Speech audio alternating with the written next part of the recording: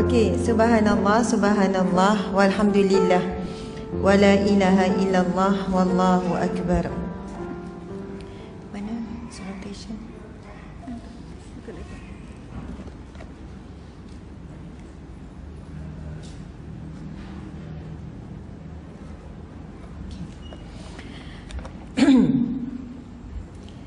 A'udzubillahi minasyaitonirrajim.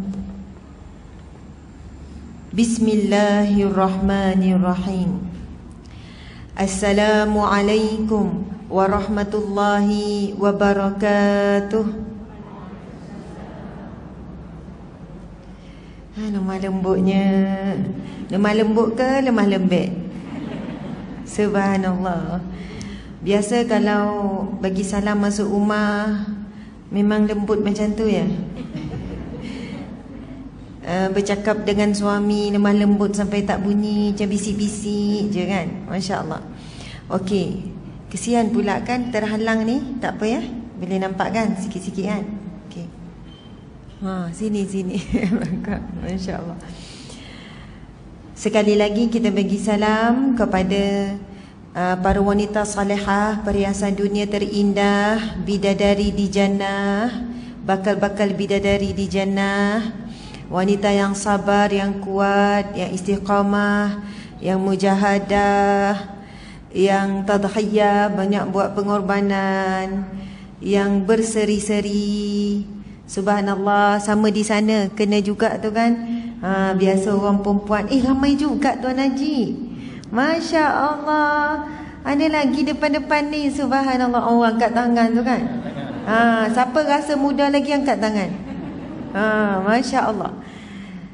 Hebat. Kalau ramai juga para lelaki tu memang hebat. Ini lelaki rare ni. Lelaki-lelaki yang soleh, yang beriman. Dia teman isteri dia, dia bawa. Ada yang mari hantar balik, betul kan? Sebab mungkin bimbang, parking susah dan sebagainya.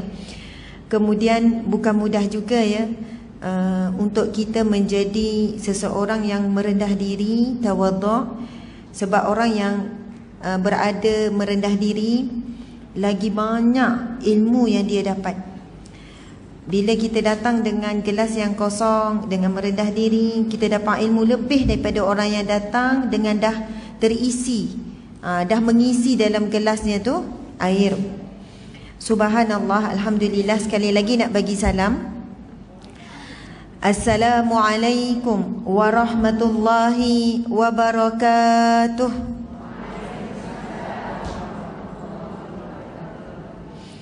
Alhamdulillah, alhamdulillahi rabbil alamin. Hamdan lillah, salatan wa salaman ala rasulillah, sayyidina wa maulana wa habibina wa syafi'ina Muhammad ibn Abdillah wa ala alihi wa ashabihi awliyaillah. Segala pujian kita tujukan kepada Allah Subhanahu wa taala.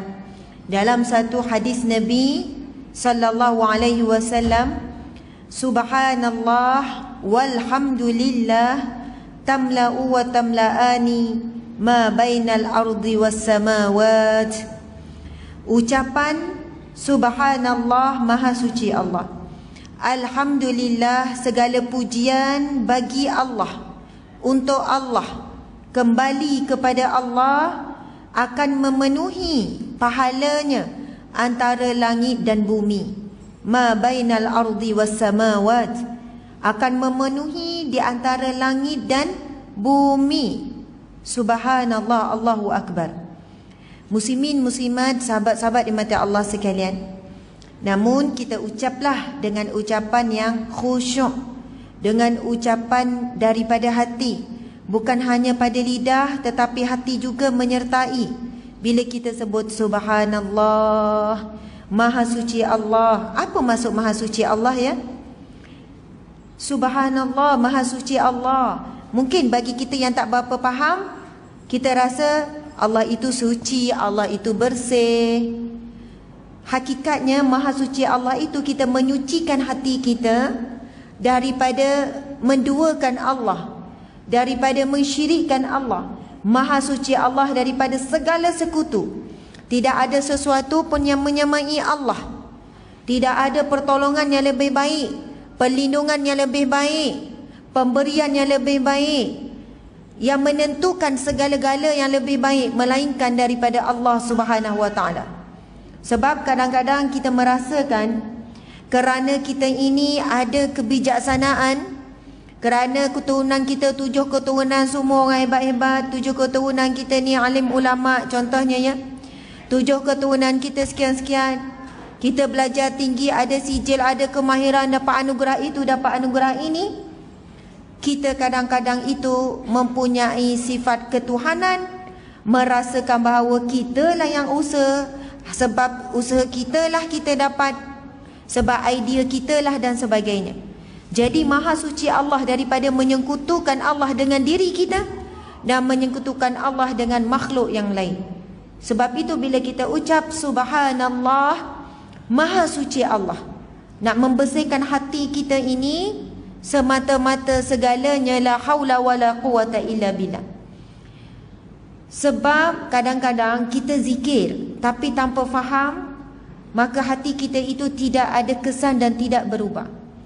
Sebab itu ada orang zikir lepas solat tu laju, subhanallah subhanallah subhanallah subhanallah subhanallah subhanallah subhanallah subhanallah subhanallah subhanallah. Tak sempat kejar, perasan tak? Tak sempat kejar. Lepas tu kita kata baru 15 dah habis dah. Lajunya. Lepas tu imam ni nak cubalah khusyuk, subhanallah subhanallah. Pusing-pusing tak ada orang dah belakang. Sebab salah juga imam kan. Jadi ambillah yang tengah-tengah. Jangan laju sangat, jangan perlahan sangat. Kadang-kadang bila kita zikir tu pejam sikit mata kan.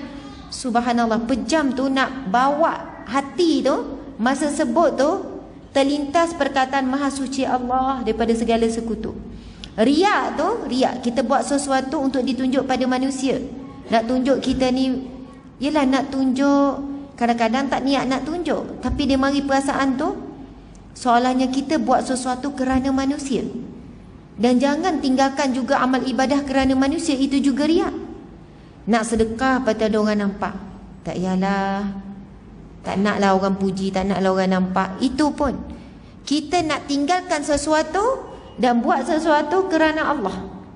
Ramai mana orang bila khalayak ramai, dia tak buat perkara buruk tu, minum berdiri tak buat. Kat rumah minum berdiri elok lah, sambil jalan lagi gong gong gong gong gong gong. Bunyilah suara anak tu berlari dan duduk. Lagi-lagi kalau cucu kan. Subhanallah. Rupanya kita tinggalkan sesuatu perkara yang buruk pun kerana manusia, dan kita buat sesuatu pun kerana manusia. Jika kita ada ciri-ciri yang begini, kita masih ada masalah hati yang berat. Kita kena sedar bahawasanya kita masih jauh lagi daripada melakukan sesuatu untuk diperlihat dan untuk dinilai oleh Allah Subhanahu wa taala. Dan belum terlambat, masih sempat untuk kita memiliki akhlak karimah, akhlak yang paling utama kita dengan Allah, yang kedua barulah dengan manusia ahli keluarga terdekat, dan yang ketiga barulah dengan orang luar. Itulah tingkatan akhlaknya. Sebab Nabi dah sebut khairukum khairukum li ahli wa ana khairukum li ahli. Yang paling baik di kalangan kamu orang yang paling baik dengan ahli keluarganya, dan akulah orang yang paling baik dengan ahli keluarga. Dan itu yang paling payah. Kita nak jaga air muka selalu senyum dengan orang rumah, dengan suami, dengan anak, dengan cucu, dengan adik-beradik. Subhanallah. Tapi kalau keluar je dari rumah sepanjang masa tu manis muka. Subhanallah. Walaupun penat, walaupun stres, kita tetap jaga air muka kita dengan orang luar. Subhanallah. Anak saya pun tegur saya. Masa tu dia darjah 1 kan, kecil lagi. Dia tengok umi dia ni senyum selalu layan orang kan. Habis kuliah 2 jam kadang tu layan orang, senyum. Padahal penat. Kadang sakit dah sakit kepala, kadang dah nak pitam tu senyum juga. Bila masuk kereta je terus berubah muka, lembek. Lepas tu anak baru je nak tanya Umi tak larat ni. Lepas tu terus saya kena sound. Tadi Umi elok senyum, tadi Umi elok je, ceria.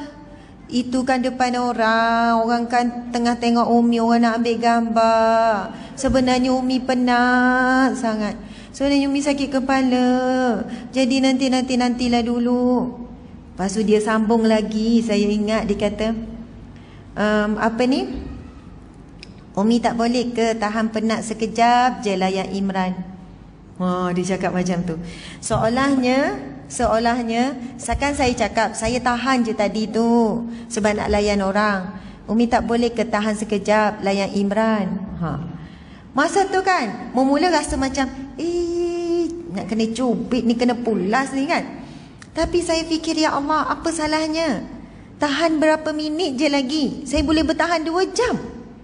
Nak kata kita ni nak jaga hati orang luar. Kita berusaha, kita lawan. Samalah orang kerja pejabat kan, kadang-kadang kan. Di pejabat, pagi pukul 8 sampai pukul 5. Energetik, bertenaga. Sebelum balik, okay guys, see you tomorrow, okay, have a nice day. Kan orang Kedah cakap macam tu kan. Okay. Hati-hati, senyum. Dekat dengan rumah nampak atap, jauh lagi dah lembek. Nak angkat beg pun tak angkat. Assalamualaikum bang, saya penat ni. Jangan pasal pula ya. Terus bukannya dengan senyum ke, semangat ke. Anak mari kacau kejap duduk kat dapur. Umi penat ni, kau nak makan duduk diam. Contohlah ya. Ini muhasabah kita. Kadang-kadang kita lebih menjaga orang luar daripada ahli keluarga. Sedangkan Nabi dah bagi tahu secara jelas, orang yang paling baik, paling sempurna ibadah, amalan adalah orang yang paling baik akhlaknya dengan ahli keluarga. Itu perjuangan kita dan istimewa bagi orang perempuan. Tajuk kita wanita mudahnya meraih pahala. Pahala terbesar yang Allah sediakan untuk wanita adalah di dalam rumahnya. Jika kita di luar rumah, kita cemerlang, kita bagus, kita aktif, kita suka senyum, suka bagi salam. Kan ramai orang, Masya Allah, orang lelaki contohnya ya, bukan di sini. Lelaki di Zimbabwe, di Mongolia, mana-mana lah ya.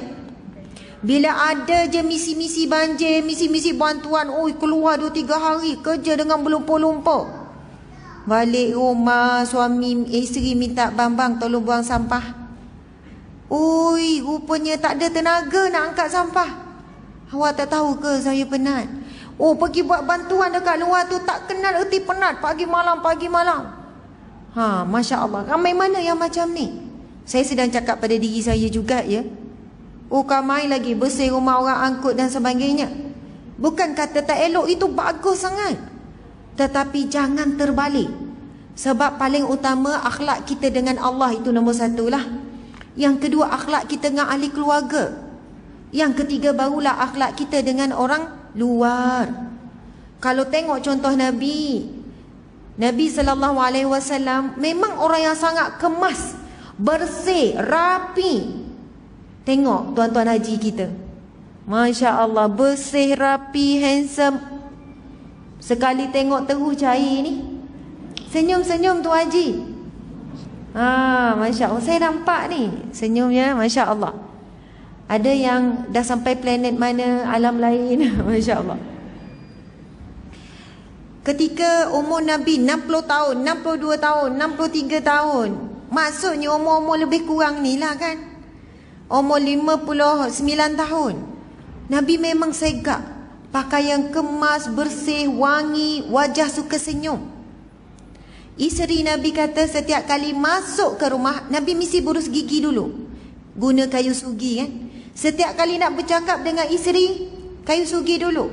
Sentiasa biar bau mulut tu, orang rumah dengar, orang rumah bau, mesti yang hak wangi.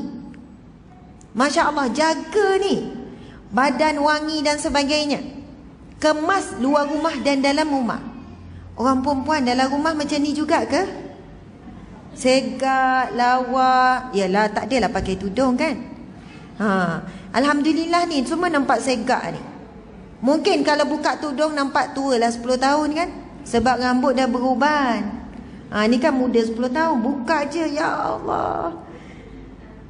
Sebab itu sunat kan mewarnakan rambut putih tu dengan inai, lawa.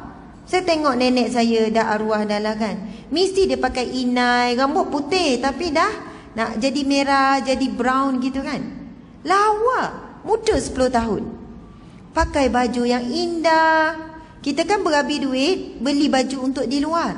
Sepatutnya lagilah kita kena beri baju yang cantik, yang indah di rumah. Itu pahala yang berganda. Pahala berganda-ganda.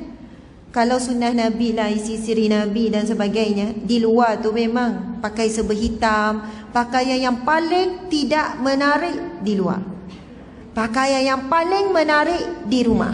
Kita terbalik, betul kan? Dalam rumah paling utama kita nak selesa. Walaupun kita pakai baju kelawar terbang sana sini, yang dah 5 tahun 10 tahun, yang penting selesa. Bukan lubang kiri kanan atas ni je, banyak lubang. Minta maaf lah ya bang, ni paling selesa ha. Dia kata yalah, mudah nak buat kerja rumah kan. Ha, subhanallah. Lepas tu bila suami kelih orang lain, marah pula. Awak ni istighfar, nafsu besar. Besar nafsu. Oh, marah kan contoh. Ustazah ni dah masuk ceramah ke ni kan, terus je macam membebel ya. Minta maaf ya. Sebenarnya kena ada mukadimah dulu ya. Sebenarnya nak sebut apa tadi, Maha Suci Allah. Kemudian Alhamdulillah. Lepas salat, kalau di masjid mungkin laju sikit kan. Tapi bila dekat rumah, pejam-pejam mata. Sekarang ni cuba pejam mata. Ui, seronok pejam mata tak buka-buka nanti. Pejam mata, lepas tu bila sebut subhanallah tu, cuba letak tangan dekat dada. Letak tangan dada masing-masing.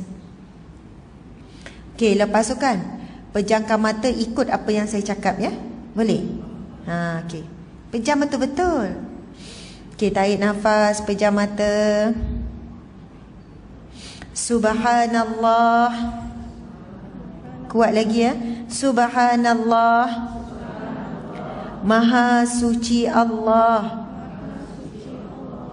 daripada segala sekutu. Alhamdulillah. Segala puji bagi Allah. Apa jua pujian manusia terhadap manusia, hakikatnya pujian itu kembali kepada Allah. La haula quwwata illa billah. Tidak ada upaya untuk aku melakukan ketaatan. Tidak ada kekuatan untuk aku meninggalkan maksiat kecuali dengan pertolongan Allah. Alhamdulillah, subhanallah. Boleh buka mata. Subhanallah, muslimin muslimat, sahabat-sahabat yang dirahmati Allah sekalian.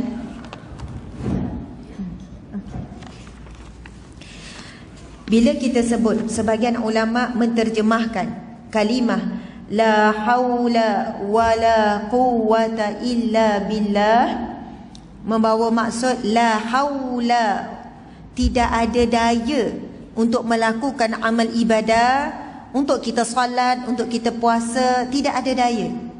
Untuk kita banyakkan sedekah, untuk kita hadir majlis ilmu, untuk selawat, untuk zikrullah, kita tidak ada daya untuk melakukan amal soleh dan amal ibadah.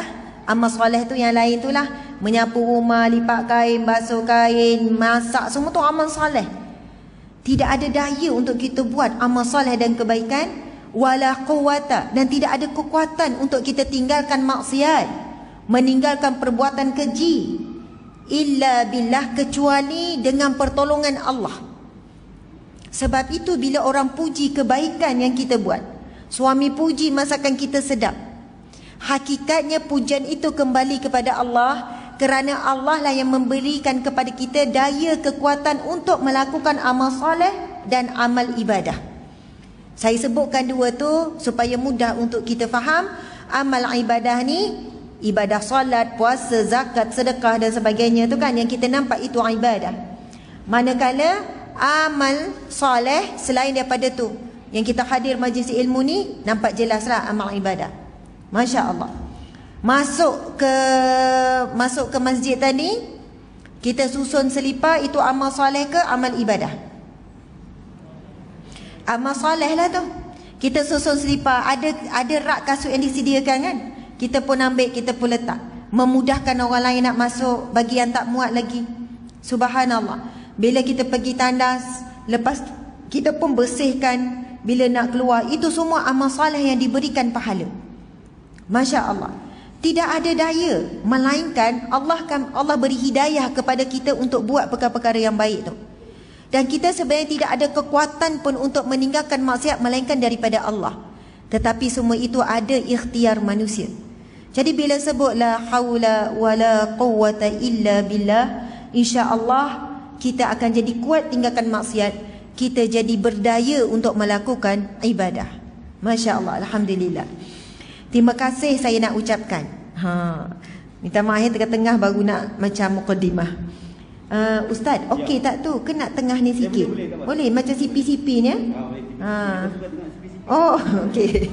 Jadi siapa suka tengok CP-CP, tengok kamera imam kita, Masya Allah. Lucu imam kita ni ya, nampak macam muda lagi. Imam umur berapa? Oh, macam 24 Ustaz. 17. Oh, 17 sebenarnya. Macam 17 cakap. Macam 17, macam budak sekolah. Ya. Tapi kalau buka tu nampak 70. Okey, terima kasih Ustaz. Orang muda kan semangat. Itu yang macam-macam idea. Lepas tu orang lama pula bagi sokongan. Itu yang terbaik. Orang lama, dia pengalaman dia hebat. Orang muda kena raikan orang lama. Subhanallah. Bila bergabung dua ni, kena jaga orang lama yang dah banyak memulakan dulu. Ada barakah menghormati dan memulakan orang lama. Jadi mudah orang muda nak melakukan kerja dengan sokongan orang lama. Sebab mana-mana masjid pun kebanyakannya adalah warga emas yang imarah. Sebab itu tak boleh sisihkan warga emas. Walaupun orang muda ni ada idea, ada ilham nak buat itu, nak buat ini. Sebab yang imarah solat subuh ke, solat zuhur ke, solat asar ke, warga emas. Orang muda sibuk dengan anak kecil, dengan kerja dan sebagainya. Masya Allah. Dapat, saya percaya saya dah pergi banyak masjid. Memang ini antara masjid yang luar biasa. Kemudian ada satu lagi masjid yang buat RNA juga di Pahang tu. Memang hasil gabungan orang muda dengan orang kurang muda. Jangan sebut orang tua. Orang muda dengan orang kurang muda ataupun terlebih muda. Kan, dah terlebih sangat dah muda dia tu. Bila bergabung je, memang masjid itu imarah memang terbaik. Lepas tu ada juga masjid yang orang muda ni nak sisihkan orang terlebih muda. Sebab rasa idea mereka, oh memang cemerlang itu ini boleh buat, tapi jemaah tak ada. Orang lama kecil hati, terasa hati. Tapi ada juga masjid semua AJK orang terlebih muda, tetapi dia ketinggalan dari sudut teknologi. Sebab orang yang warga emas dah tak boleh catch up dah teknologi sekarang.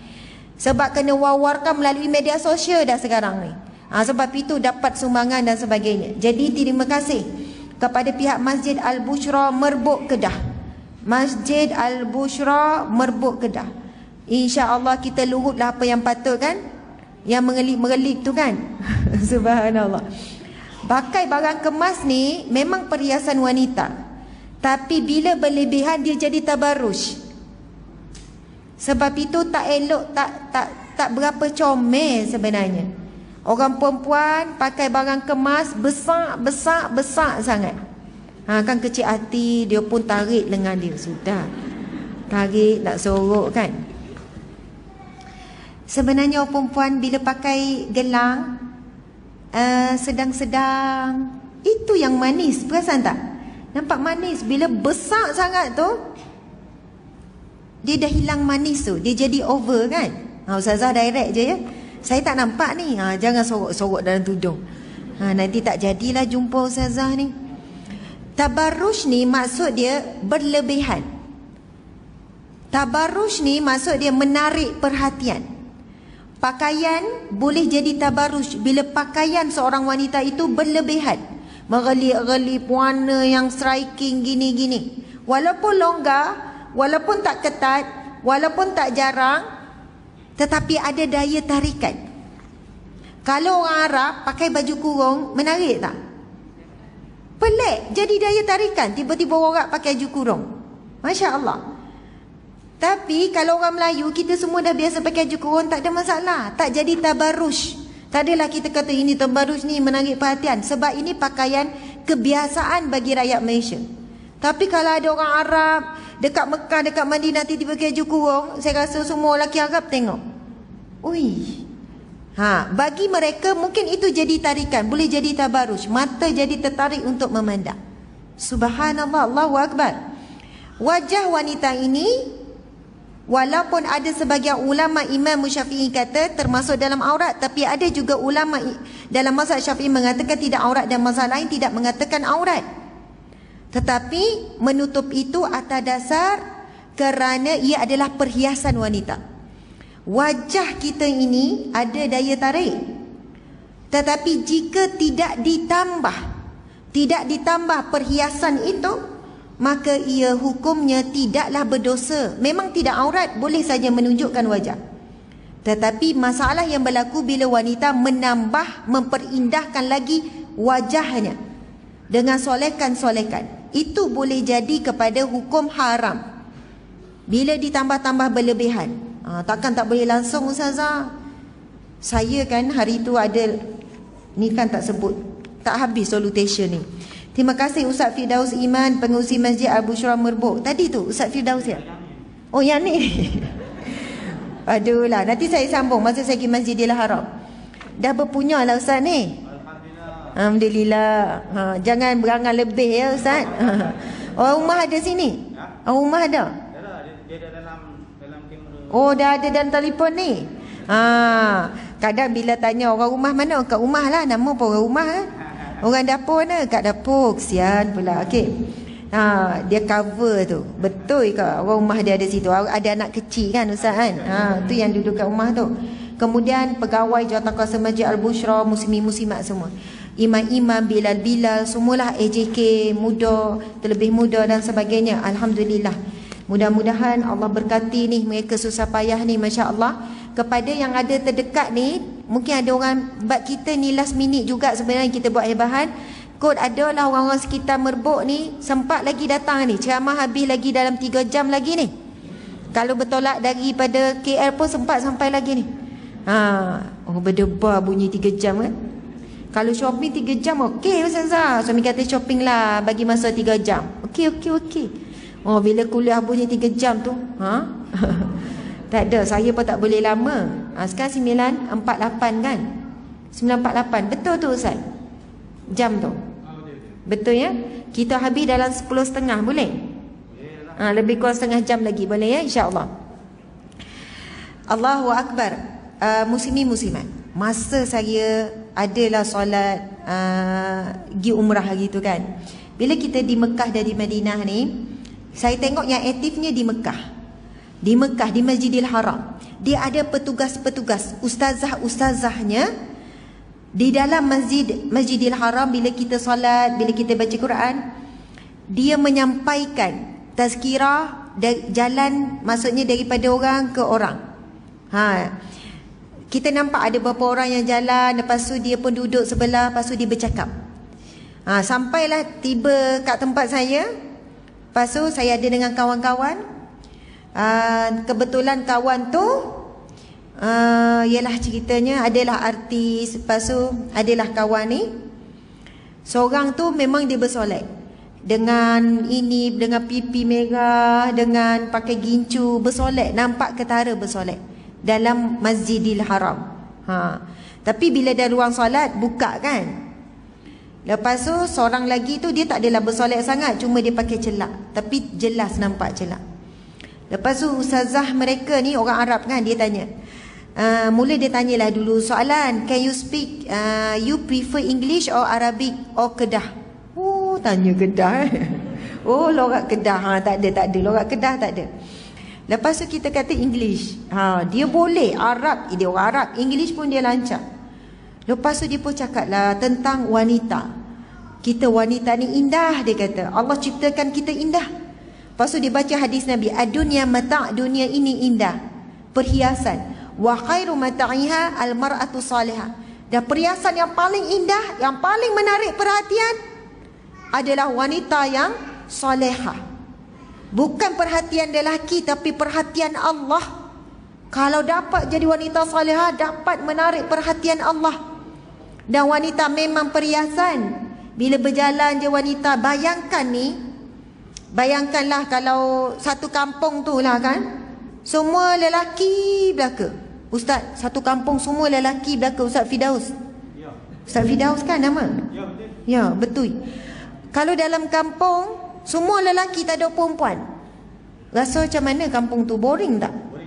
Boring kan? Saya pun nak pindah. Oh, Ustaz Firdaus kata saya pun nak pindah kalau tak ada orang perempuan. Boring. Sebab kita tak lemai.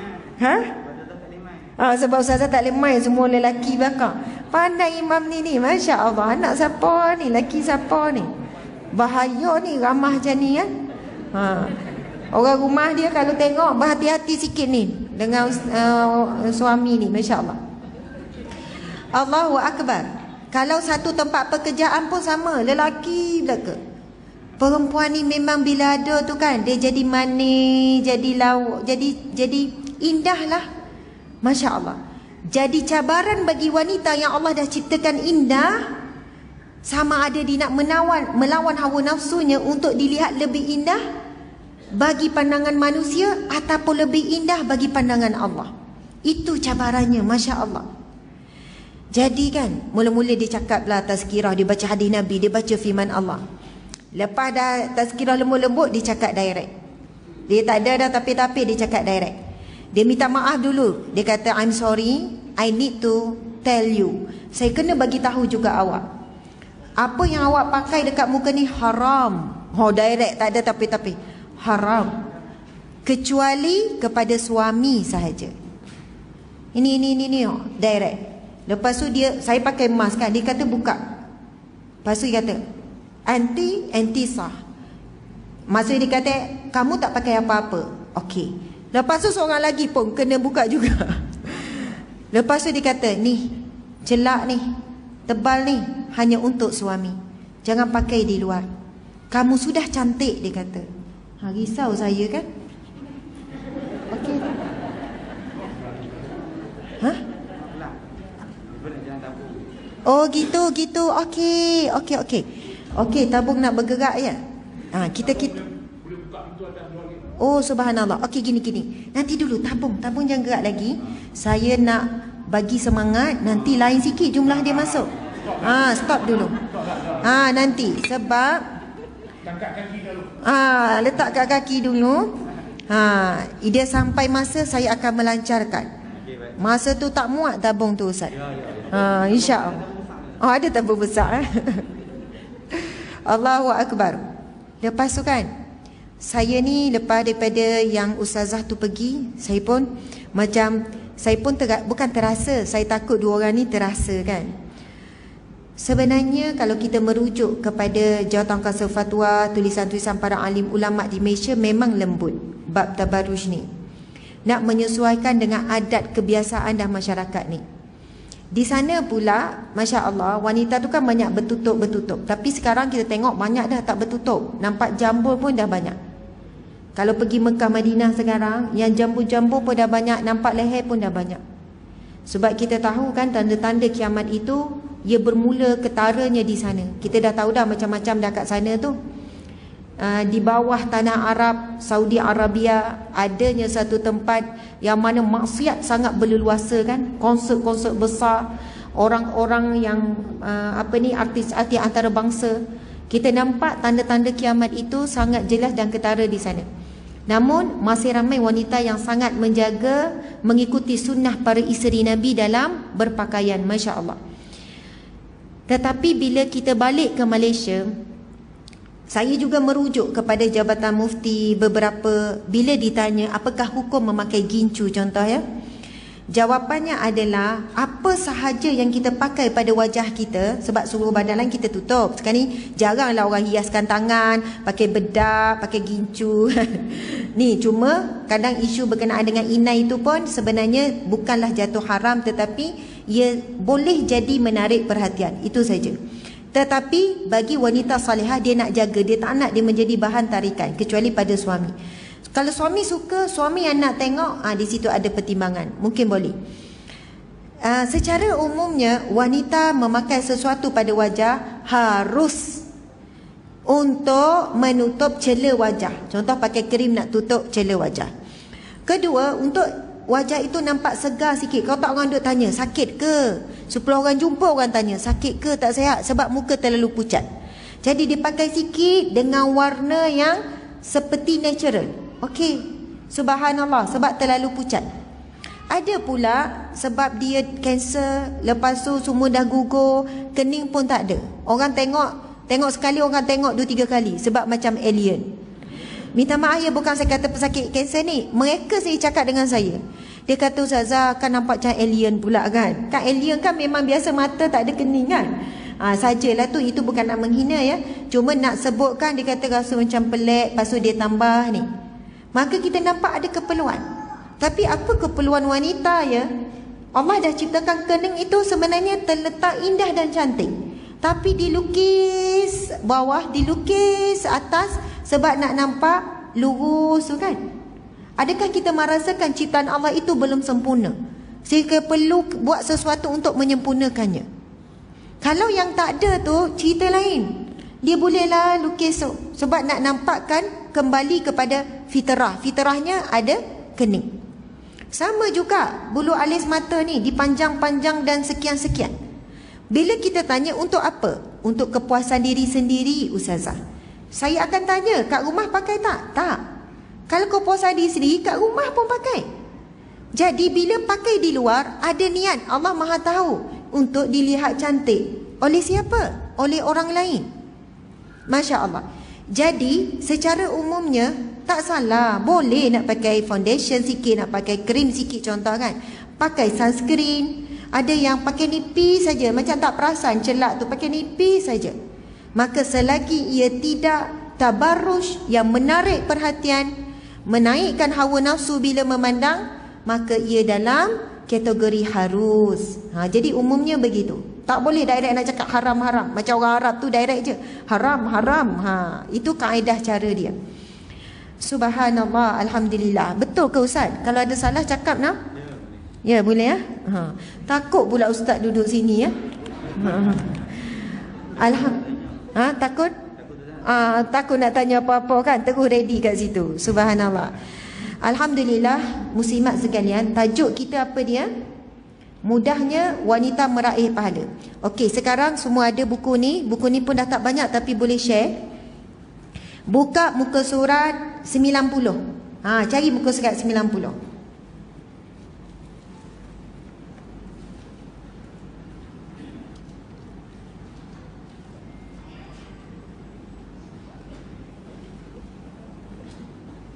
Boleh baca ya? Tulisan dia kecil sikit kan? Siapa tak berapa nampak, boleh ambil spek tu. Boleh kan Ustaz kan? Ke kunci? Tak kunci. Ibu-ibu kalau tak nampak, bila lagi kan nak terai kan spek tu? Dek, tunjuk spek tu. Pertamalah saya datang masjid ada spek gini. Ke memang banyak je masjid lain ada? Ada, itulah kedai tu lah bagus. Zaharah. Zaharah nama kedai. Ada spek mata, percuma. Okey, Acik nampak tak nak ambil spek? Saya pun macam rasa pernah ke orang ambil Ustaz. Pernah orang ambil? Ambil ya? Bukan perhiasan je ya? Okey. Cuba tengok bab yang ke-6, wanita dambaan neraka. Allahu Akbar. Ustazah, tajuk kita mudahnya meraih pahala. Tiba-tiba buka tajuk wanita dambaan neraka. Ui. Rasa tak seriau? Seriau ni. Riau. Meriau. Betul lah seriau. Seriau tu macam naik bulu roma macam. Ui, okey. Wanita dambaan neraka, seriau. Rasa seriau kan? Yang sedap dengannya wanita dambaan syurga. Senyum, lepas tu perasan kita ahli syurga kan? Terbayang-bayang kita dalam syurga. InsyaAllah bukan perasan, harapan, doa, keinginan, impian. Tapi tajuk oleh Ustazah Qurratu Ain Fatah Yasin ini, wanita dambaan neraka. Sebab itu saya memilih buku yang sama yang dibicarakan dalam masjid, di Masjid Al-Bukhari malam tadi, iaitu dosa-dosa umat akhir zaman. Dan bab yang ke-6 ini kita akan lihat memang tally dengan tajuk kita, mudahnya wanita meraih pahala. Okey, kita tengok pendahuluan. Nikmat dunia tidak akan sempurna tanpa harta, takhta dan wanita. Macam tak sedap je Ustazah. Tanpa harta, takhta dan wanita. Betul kan? Ustaz suka yang mana? Harta ke, takhta ke, wanita? Kalau terpaksa pilih antara tiga tu, takhta, harta, wanita. Harta. Aduh, Ada harta boleh jadi wanita. Allahu Akbar. Isteri Ustaz Firdaus sila dengar. Ustaz lebih memilih harta daripada wanita. Masya Allah. Tetapi di dalam Al-Quran Allah mendahulukan, dijadikan indah pada pandangan mata kamu wanita dulu. Barulah pergi kepada anak pinak harta. Subhanallah. Ustaz kena jujur, mana lebih menarik perhatian, harta ke takhta ke wanita? Wanita. Barulah Ustaz normal. Kalau tak, Ustaz mungkin kena cek kesihatan tu. Subhanallah. Sebab itu kita tengok kan, ada orang tua kan, bukan sinilah kan, gigi dah tak ada, dah bongkok dah. Melintah kereta mewah-mewah, dia tak pandang kan. Ui, kereta, ui, cantik tak ada. Melintahlah perempuan lawa, agak-agak dia mandang tak?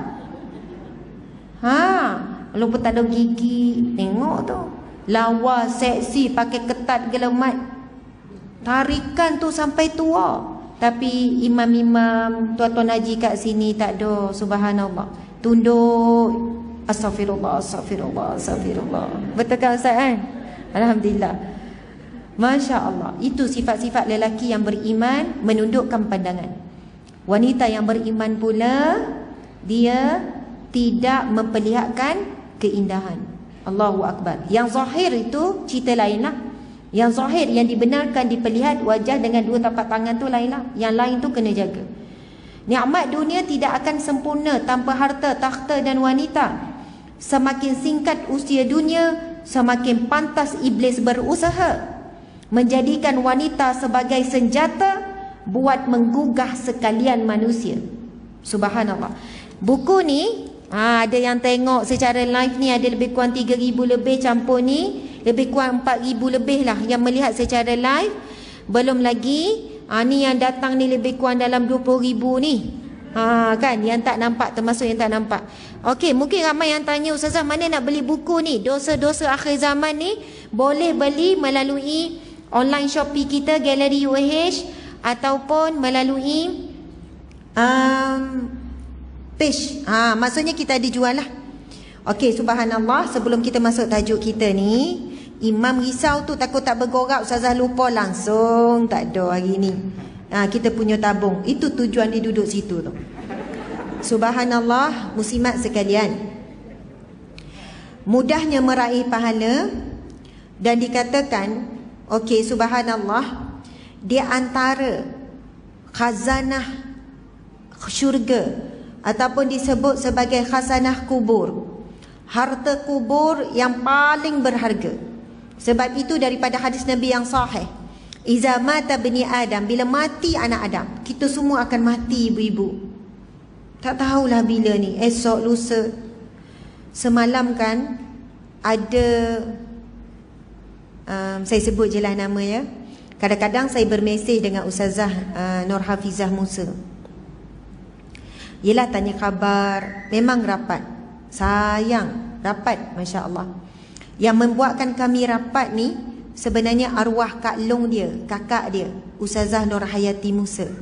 Sebab saya dengan kakak Ustazah Hafizah Musa ni, start saya masuk kerja Jabatan Agama daripada awal sampai saya berhenti, Allah takdirkan kami sentiasa bersama.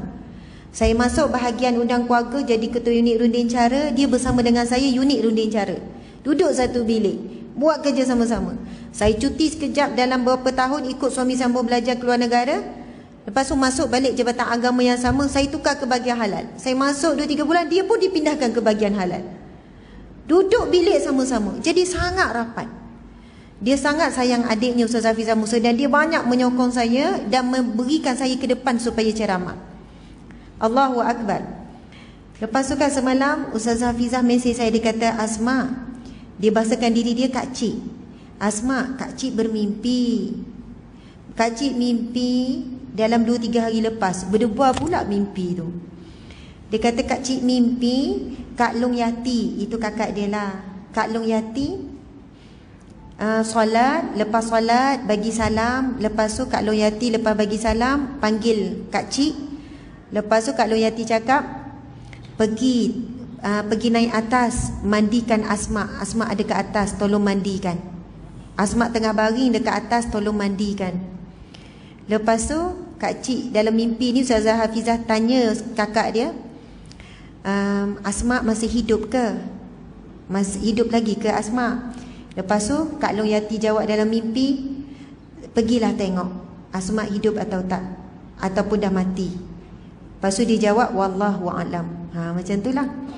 Saya pun macam kita kan, orang yang meninggal dunia muncul dalam mimpi memberitahu soalannya, kita pun perlu dimandikan. Dan sebenarnya masa arwah Ustazah Hayati Musa, seorang wanita yang subhanallah, yang saya cerita kelebihan arwah ni, subhanallah, saya diberikan kesempatan memandikan beliau. Kesempatan memandikan beliau. Masya Allah. Boleh jadi nanti bila saya meninggal, Ustazah Hafizah kemandikan saya, wallahu alam. Sebab dalam mimpi tu diminta begitu kan. Ustazah Hayati Musa ni, Masya Allah, kakak pada Ustazah Hafizah Musa, kakak sulung dia. Sepanjang saya bersama dengan dia, antara akhlak yang jelas sangat pada dia ialah seorang yang sangat susah nak bercakap perihal orang lain. Walaupun saya cuba acah-acah korek-korek, saya pula yang nakal kan. Contohlah, saya tahu dia sedang tertekan dengan bos sekian-sekian yang banyak menyakiti hatinya, memalukan dia, contoh ya, tapi benda tu perkara benar. Sampai dia menangis, sampai dia tu duduk. Bayangkan dia umur dah 50 lebih, tapi ada pegawai muda yang herdik, yang marah depan khalayak ramai. Kita yang menangis tengok orang yang umur hampir sebaya mak kita kena begitu. Kita pergi dekat dengan dia nak bagi kekuatan. Kak, macam mana? Senyap je. Akak-akak luahlah pada saya. Tak nak cakap. Asma, akak minta izin sekejap nak pergi masjid. Pergi masjid dia, itulah kekuatan dia. Apa-apa, akak pergi masjid kejap ya. Masya Allah, Allahu Akbar. Dia kanser yang mengejut, lebih kurang 2-3 bulan je, lepas tu meninggal. Allahu Akbar. Saya tengok bila dia sakit yang sangat teruk, dia punya macam nak kata booster ke, ataupun dia punya kekuatan. Asma, angkat, tegakkan akak sekejap. Kenapa kak? Akak nak solat. Akak baring je, tak nak, akak nak duduk, akak nak sujud. Dah tak larat, kadang tu dah tak sedar, lepas tu sambung balik, zikrullah tak berhenti. Memang dia seorang wanita yang kuat zikir, jaga solat duha. Subhanallah, solat di awal waktu itu di antara besarnya, di antara amalan yang menjadi istiqamah. Solat di awal waktu itu sepanjang saya bersahabat dengan dia. Apatah lagi kalau dia nak cakap hal aib suami, jauh sekali. Hal aib adik-beradik, hal aib yang jelas di mata tentang rakan sekerja. Yang saya perhatikan kadang kan, saya yang nak meluah. Kan saya rasa macam kecil hati dengan orang tu nak meluah kan. Dia cepat-cepat cut, pandai dia cut. Saya kata, kak sedih lah nak cerita sikit ni. Asma, akak ada hal ya. Tak apa ya, akak nak cepat ni. Tiba-tiba je ada hal. Saya dah faham, dia bukan kawan geng membawa. Subhanallah. Dan banyaklah keistimewaan bila saat dia nak pergi tu. Subhanallah, dalam keadaan Allahu Akbar, indah sangat. Dan pernah kami bergabung, saya dengan Ustazah Hafizah Musa, menceritakan detik pemergian kakak dia ni. Dia nampak sangat bersedia. Ketika dia nak menghamburkan nafas terakhir, dia sempat membacakan doa buat semua. Bayangkan, biasa orang nak meninggal, orang keliling bacakan doa, datang kan, subhanallah. Dan tepat pada waktu dia nak pergi tu, semua mak ayah ada kiri kanan, suami, anak-anak, adik-beradik, semua ada. Padahal sebelum tu gile-gile, ada yang tak ada. Lepas tu subhanallah, dia angkat tangan dia, doakan. Dalam keadaan dah nazak tu, dia boleh doakan, ya Allah untuk ibu dan ayahku, ya Allah untuk suamiku, ya Allah untuk anak-anakku, ya Allah buat adik-adikku, ya Allah. Doa. Sampai macam nafas dah tak ada, dia macam berhenti. Masya Allah, macam dia dah tu. Lepas tu ayah dia ni, yang lain tu nampak dia macam dah makin kuat, yang lain lega. Nampak kalau Yati boleh berdoa tu macam panjang lagi. Lepas tu subhanallah, si ayah yang bijak, kan ayah Ustazah Hafizah Musa baru juga meninggal kerana kanser dalam beberapa bulan yang lepas. Ayah ni tahu orang tua yang dah mahir, yang dah lama menguruskan jenazah. Buat apa? Sekarang bila dia berhenti tarik nafas tu, dia macam berhenti rehat sekejap. Ayah ni kata, tutup elok-elok jenazah, tutup elok-elok. Bukan jenazah, masih lagi belum hembuskan nafas terakhir, maksudnya tutup aurat, tutup elok-elok aurat. Lepas tu dia dapat ucap dengan sempurna kalimah syahadah. Dengan lembut dia menghembuskan nafas terakhir dalam keadaan menutup aurat dengan sempurna. Masya Allah, disaksikan oleh semua ahli keluarga, didoakan oleh ibu ayah. Di keadaan ibu ayah kiri dan kanan menyebutkan, kami redha ya Allah, ini anakku. Walaupun ibu ayah ni rasa apa, sepatutnya mereka pergi dulu sebelum anak ni. Subhanallah. Dan Ustazah Hafizah Musa cerita, kalaulah orang lain menceritakan bagaimana ibu ayah mendidik anak, tapi dia menceritakan bagaimana seorang kakak yang sangat baik dan bijak mendidik adik-adik, yang sangat baik dan bijak mendorong adik-adik, dorong adik-adik ke depan, puji adik, hargai adik-beradik. Subhanallah. Sebab saya merasai serpihan tu, Masya Allah, Allahu Akbar. Muslimin muslimat, kita semua akan mati. Tak tahu kita mati dalam keadaan yang bagaimana, tapi kita yakin dan percaya. Hadis Nabi SAW, Nabi bersabda, bila mati anak Adam, bila kita mati, tidak akan terputus inqata'u amaluhu illa min salas. Terputus segala pahala amalan kecuali 3. Semua akan terputus kecuali 3. Yang pertama, Nabi kata sadaqatun jariyah, sedekah jariah. Ustazah Hayati Musa ni, Kak Long Yati ni, saya ni sampai macam tak boleh kalau puji, silap puji je. Bukan puji, contohnya bawa handbag kan, cantiknya handbag Kak Yati, saya puji kan, Asmat nak. Dia terus kosongkan bagi saya. Tu yang saya kata saya tak boleh nak puji tu kan. Lepas tu kan bagi kat rumah dia, cantik baju ni Kak, Asmat nak. Ya ambil bagi. Pun nak dihantar-hantar baju-baju yang cantik-cantik. Saya kata, Kak ni baju mahal ni. Tak apa. Akak dah tak berapa muat, ambil Asmat. Ada tu dia bagi satu box perhiasan-perhiasan, adalah. Asmat suka tak? Suka. Ambil Asmat suka. Kan kita bagi apa yang kita suka, apa yang orang suka. Lepas tu dari segi pemurah tu, mereka suami isteri membelanjakan harta yang banyak, bina satu pondok, nama Pondok Raudah di sekitar Kuala Pilah tu. Nak pergi ke, adalah Pondok Raudah tu. Itu suami dia dan dia. Orangnya sangat sederhana.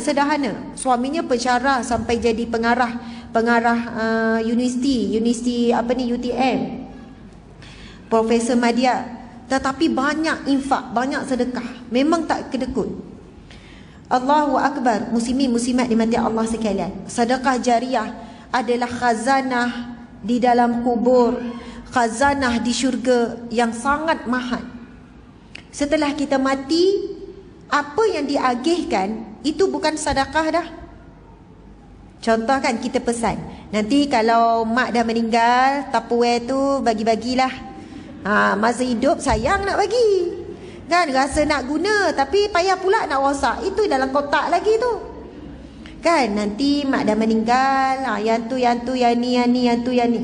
Apa yang kita beri ketika hidup itulah sedekah kita. Sebab itu bila sahabat Nabi bertanya, ya Rasulullah, bilakah sedekah paling afdal? Lalu Nabi kata, sedekah yang paling afdal, yang paling tinggi nilainya, kamu memberi ketika kamu berkeinginan, ketika kamu masih berkuasa ke atas harta tersebut. Dan sedekah yang paling rendah nilainya ketika kamu sudah pun di hujung nyawa, dah nak nazak, doktor cakap, hajah, makcik, nenek, minta maaf lah, kita dah buat x-ray ni, kita dah cek-cek ni, MRI semua ni, paling lama pun makcik hidup sebulan je, itu paling lama. Tapi mungkin dalam 2-3 minggu ni makcik ready je lah ya. Allahu Akbar. Doktor bagi bukti semua ni, kan? Jadi baliklah makcik ni, ya Allah, lagi 3 minggu je lagi, dalam bulan ni je lagi. Kumpul anak-anak apa semua. Masa tu lah kuat. Mak minta maaf lah dengan anak-anak semua. Sebelum tu ego tak nak minta maaf kan. Mak minta maaf gini-gini. Okey, ni gelang mak ni, ini untuk masjid. Masjid apa nama? Masjid Al-Bushra. Ni yang paling tebal ni bagi kat Ustaz Firdaus tu.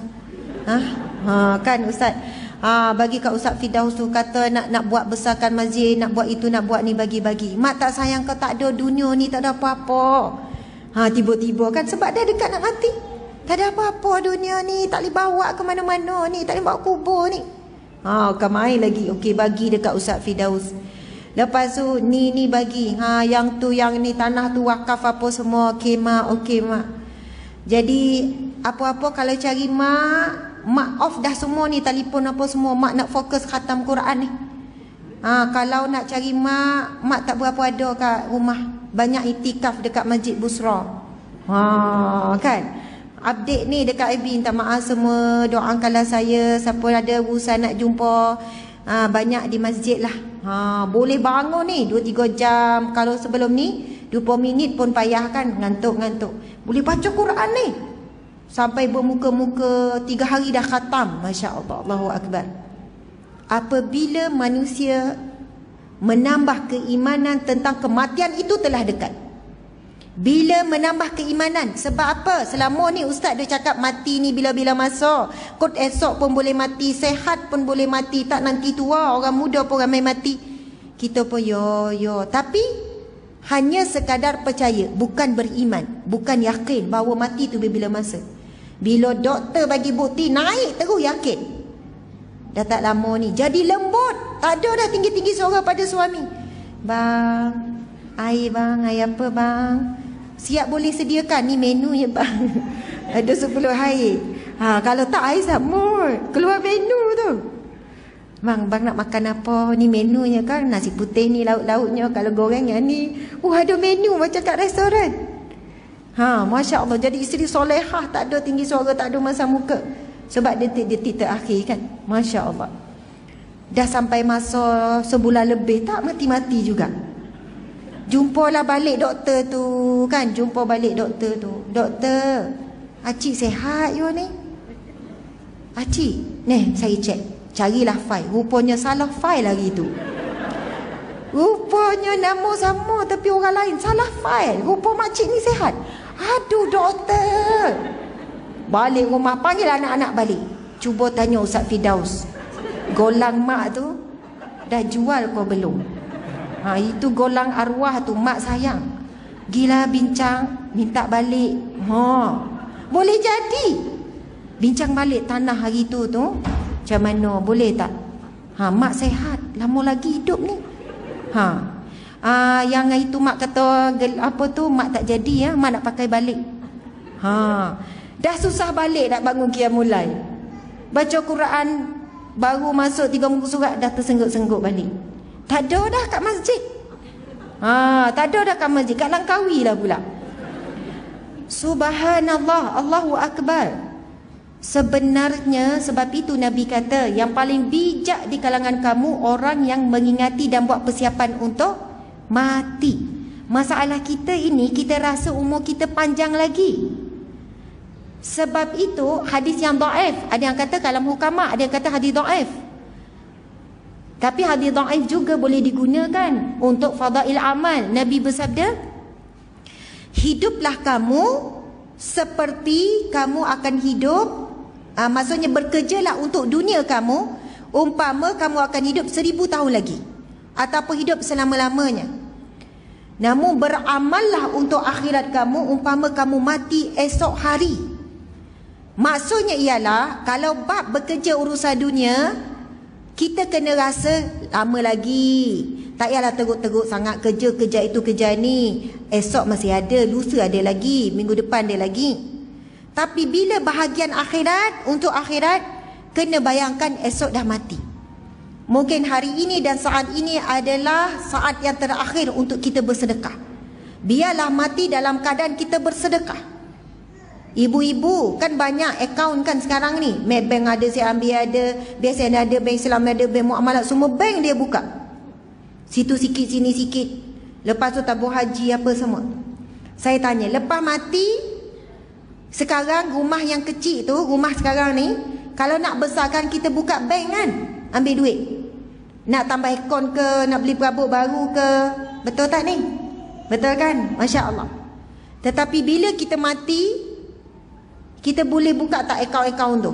Nak besarkan kubur kita, nak bagi sejuk, nak bagi bercahaya? Memang tak boleh dah.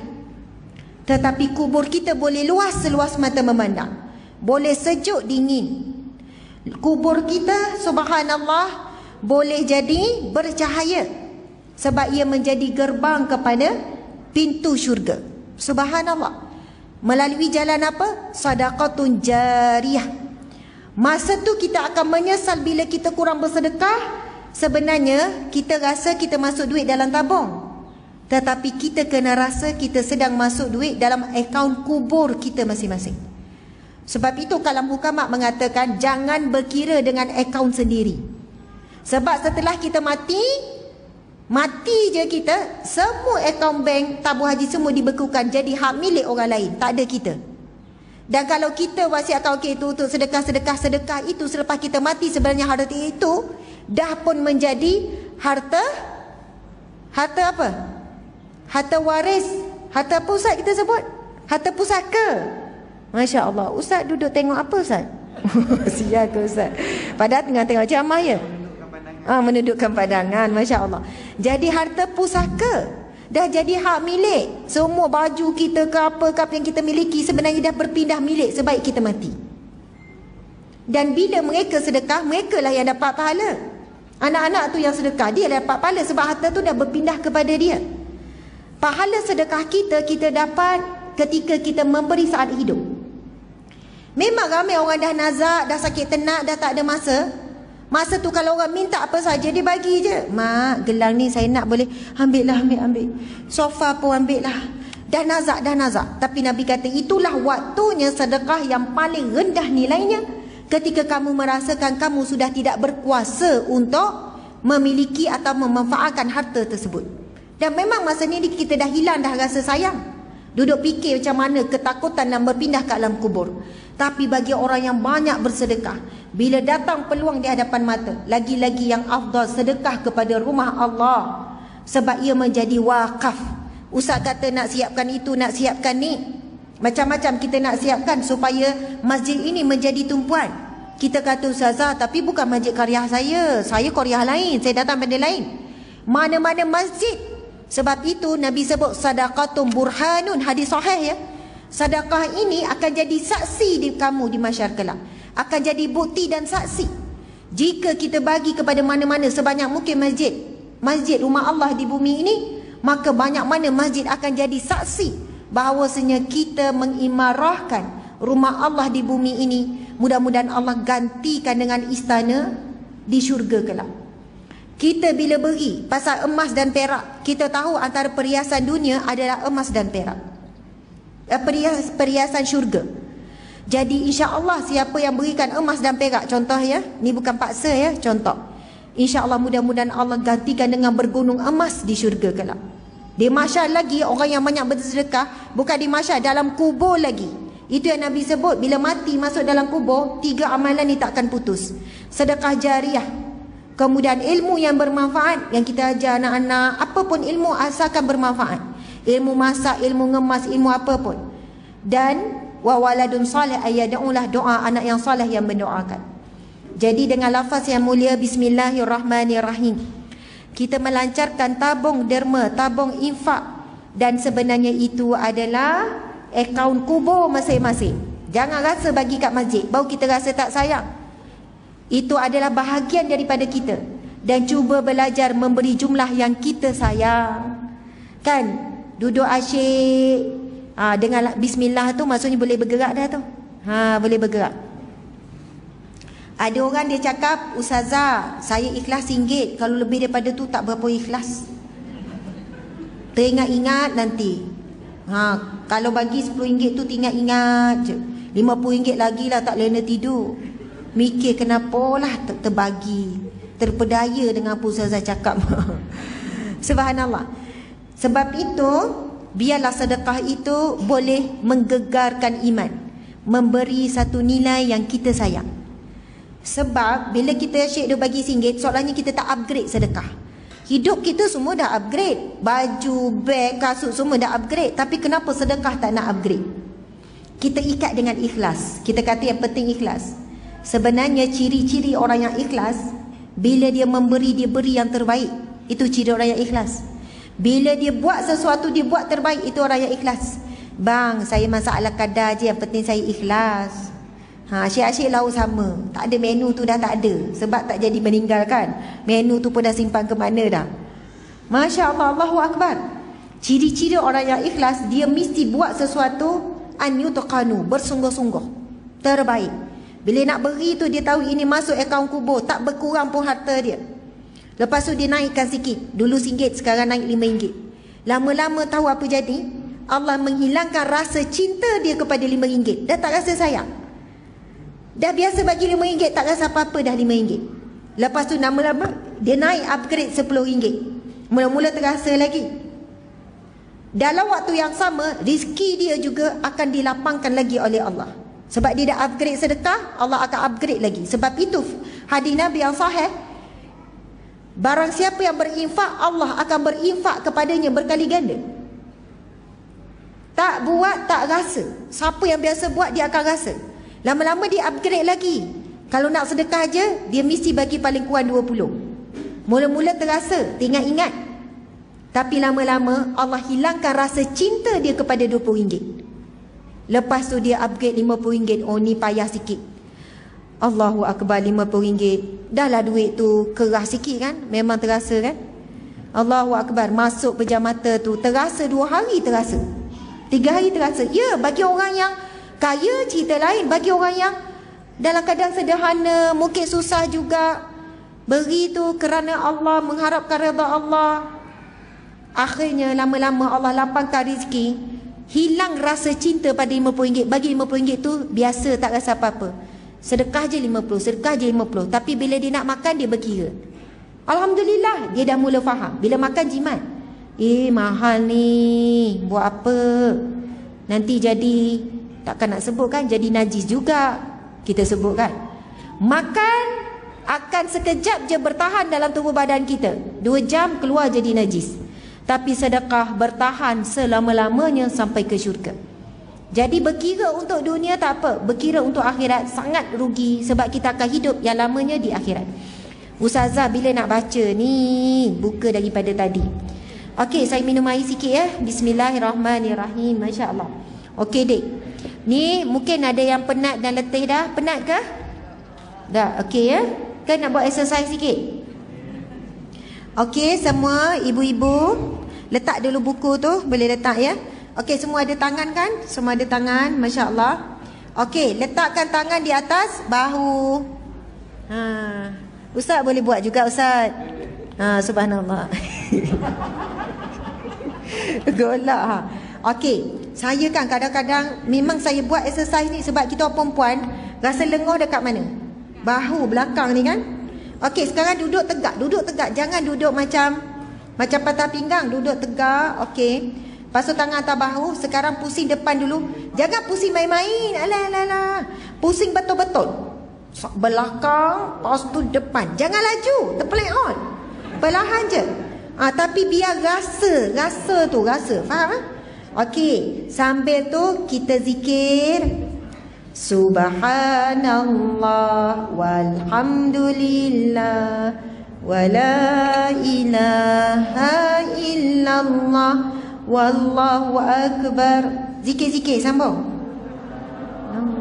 Okey, perlahan-lahan tapi biar rasa. Pusing tu habis pusing depan, habis pusing belakang.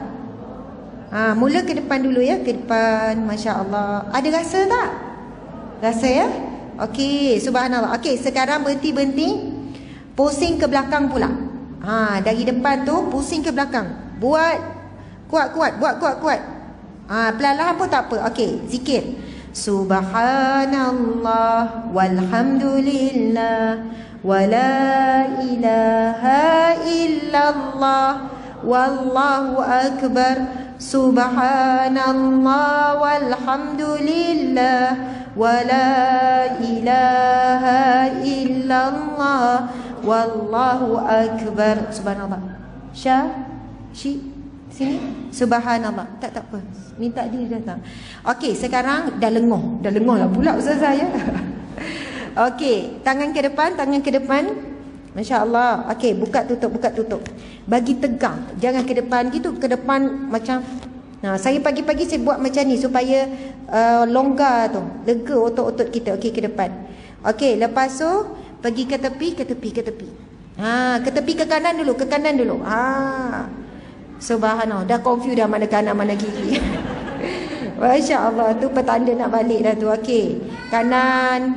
Okey. Kiri pula. Baguslah tuan-tuan haji pun buat. Okey. Subhanallah. Okey. Sekarang buat macam tumbuk. Tapi jangan tumbuk ke depan dia. Buat macam ni. Ui sedap. Macam tumbuk. Nanti kat rumah boleh buat macam tu depan suami ya. Depan muka ke belakang ke. Buat tu sampai rasa macam, faham tak? Bukan gitu. Gitu. Macam kita hentak-hentak. Gitu. Gitu. Alhamdulillah. Rasa tak lega sikit? Kau nak suruh lega betul. Okey, pusing sikit kepala. Ke kanan pusing. Ui, Masya Allah.